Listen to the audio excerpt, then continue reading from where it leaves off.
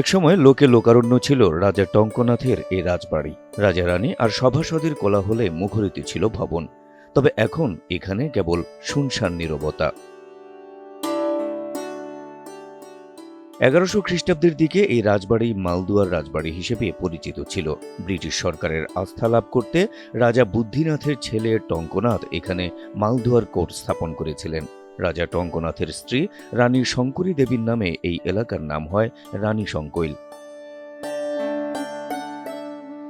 ঊনবিংশ শতাব্দীর শেষ ভাগে নির্মিত এ রাজবাড়িটি দীর্ঘদিন কোনো সংস্কার না হওয়ায় নষ্ট হচ্ছে দরজা জানালা সহ মূল্যবান জিনিসপত্র।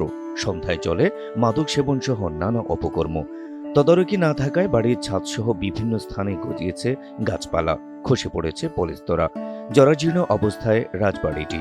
এমন ভগ্নদশায় মন খারাপ হয় দর্শনার্থীদেরও। তো আমরা দূর দূরান্ত থেকে আসতেছি যারা পর্যটক। তো এটা আসলে দেখতে জীর্ণ শীর্ণ, একটু কেমন যদি এটা সংস্কার করা হয় তাহলে আরো ভালো লাগবে।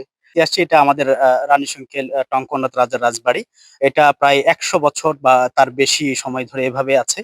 তিনি চলে যাওয়ার পরে এই জায়গাটাকে আমরা ঐতিহ্য স্থান হিসেবে তুলে ধরতে পারি, কিন্তু সংস্কার কাজ শুরু হওয়ার পরেও আবার বন্ধ হয়ে গেছে, যার কারণে পর্যটক যে আকর্ষণটা ছিল এটা আপাতত বন্ধ হয়ে গেছে। ইতিহাস ঐতিহ্যকে বাঁচিয়ে রাখতে রাজবাড়িটিকে প্রয়োজনীয় সংস্কারের উদ্যোগ নেয়ার আশ্বাস দিলেন উপজেলা নির্বাহী কর্মকর্তা। আমাদের এখানে একটা অনেক ২৩০ বছরের পুরাতন আম গাছ আছে। তারপর আমাদের বর্ডার এরিয়াতে আরেকটা জমিদার বাড়ি আছে, যেটিও সংরক্ষণের ব্যবস্থা করা হচ্ছে। সব মিলিয়ে রানী শঙ্কলের যে প্রত্নতত্ত্ব নিদর্শনগুলো এটি অবিলম্বেই সুরক্ষা প্রদান করা প্রয়োজন। আর আমরা চেষ্টা করব যে আমার ঊর্ধ্বতন কর্তৃপক্ষের মাধ্যমে এটি প্রত্নতত্ত্ব অধিদপ্তরকে জানাতে, যাতে তারা অবিলম্বে এগুলো সুরক্ষার ব্যবস্থা করে।